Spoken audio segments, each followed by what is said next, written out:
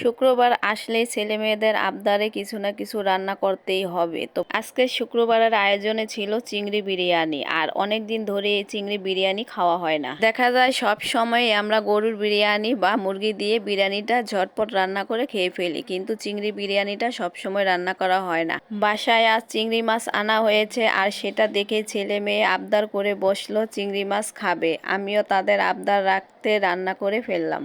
তো প্রথমে আমি প্যানের মাঝে বেশ খানিকটা তেল দিয়ে চিংড়ি মাছটা সামান্য একটু হলুদের গুঁড়া দিয়ে হালকাভাবে ভেজে নিব। সাথে আমি কিছুটা কোয়েল পাখির ডিম দিয়েছি, আর আপনারা চাইলে এখানে মুরগির ডিমও ব্যবহার করতে পারেন।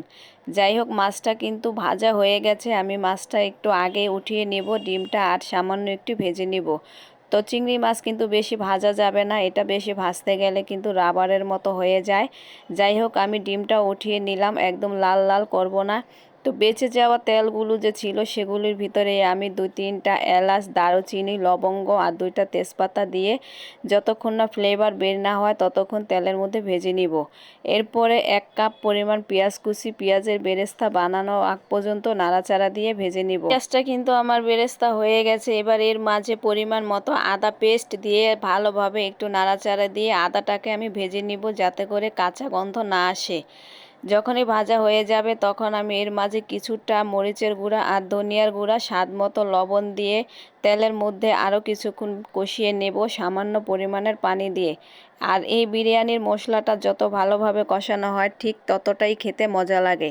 এবার রেডিমেড একটা বিরিয়ানির মশলার অর্ধেকটা পরিমাণ মশলা আমি অ্যাড করে দিলাম।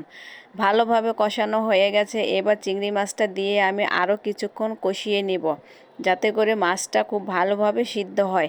ঠিক যখন এমনভাবে কষানো হয়ে যাবে এর মধ্যে আমি ধুয়ে রাখা পোলাওয়ের চালটা দিয়ে দিব। আর এই পোলাওয়ের চালটা আমি 30 মিনিট আগে ভিজিয়ে রেখে দিয়েছিলাম, এখন ধুয়ে ঝরা দিয়ে রেখেছি। এবার আমি পানিটা ঝরিয়ে ভালোভাবে কষিয়ে নেব, আর একদম ভাজা ভাজা করে নেব, যাতে করে কোনো পানি না থাকে। কষানোটা যখন হয়ে গেছে তখন আমি পরিমাণ মতো পানি দিয়ে এখন কাঁচামরিচ দিয়ে দিব। ঝালটা আপনি আপনার পছন্দ মতো দিয়ে দিবেন। এবার আমি কিছুটা গুঁড়া দুধ দিয়ে আরও কিছুক্ষণ নাড়াচাড়া দিয়ে ঢাকনা দিয়ে ভালোভাবে এটাকে আমি কিছুক্ষণের জন্য রান্না করে দমে বসিয়ে রাখব। এখানে কিন্তু আমি গরম পানি অ্যাড করেছি, যাতে করে খুব সহজেই রান্নাটা হয়ে যায়। আর গরম পানি অ্যাড করলে রান্নাটা কিন্তু খুব ঝরঝরে হয়। দেখেন আমার বিরিয়ানিটা কি সুন্দর ঝরঝরে হয়েছে, একটার সাথে একটা কোনোভাবেই লেগে থাকেনি, খুবই ঝরঝরে হয়েছে। এবার আমি বিরিয়ানির উপরে কোয়েল পাখির যে ভেজে রাখা ডিমগুলো ছিল সেগুলো এক এক করে চারোদিকে বসিয়ে দিয়েছি, আর পেঁয়াজের বেরেস্তাগুলো দিয়ে খুব সুন্দরভাবে ডেকোরেশন করে নিয়েছি। আজকের এই চিংড়ি মাছের বিরিয়ানি রান্নাটা আপনাদের কাছে কেমন লাগলো অবশ্যই কিন্তু কমেন্টে জানিয়ে যাবেন। আমার পরিবারের সবাই খেয়ে তো পুরাই পঞ্চমুখ, এত প্রশংসা করেছে যা বলার বাহিরে। খুবই নাকি মজা হয়েছে খেতে। মাঝে মাঝে এরকম রান্না করে প্রিয়জনদের মুখ থেকে প্রশংসা শুনতে খুবই ভালো লাগে।